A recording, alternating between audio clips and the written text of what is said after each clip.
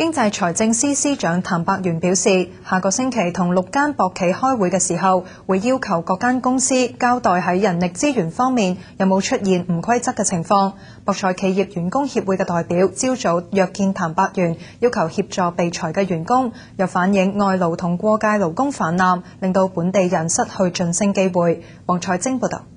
10幾名博彩企業員工協會嘅代表同經濟財政司司長譚伯源見面，要求政府關注近期銀河裁員事件。政府話下個星期二同6間博企開會嘅時候，會要求佢哋交代，等本地博彩從業員清楚自己嘅前景。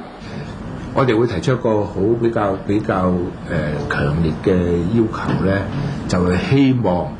6間公司咧係多啲考慮咧係我哋澳門本地員工嘅晉升嘅問題。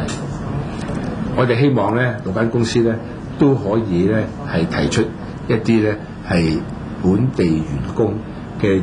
晉升嘅計劃。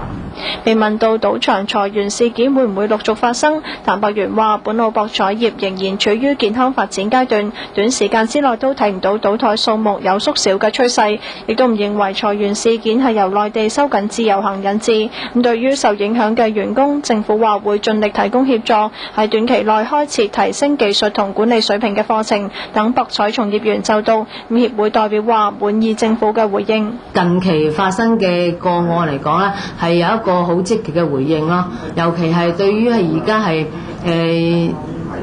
DI 嗰個情況啦，咁佢都係承諾係即時開班，呢個係我覺得比較好咯。同埋呢就係莊荷呢部分呢，因為涉及人數比較多嘅，咁如果政府亦都承諾咗呢，話係會向翻其他現時係有職位空缺嘅賭場嚟講咧，即係揾呢啲公司咧，係用行政手段啦去推介翻失業嘅員工去入翻呢啲其他嘅企業去做翻自己本職嘅工作。政府亦都向佢哋承諾考慮喺外勞法中對行業同工種設定外勞比例，規範博彩業發展。澳門電視台記者黃彩晶報導。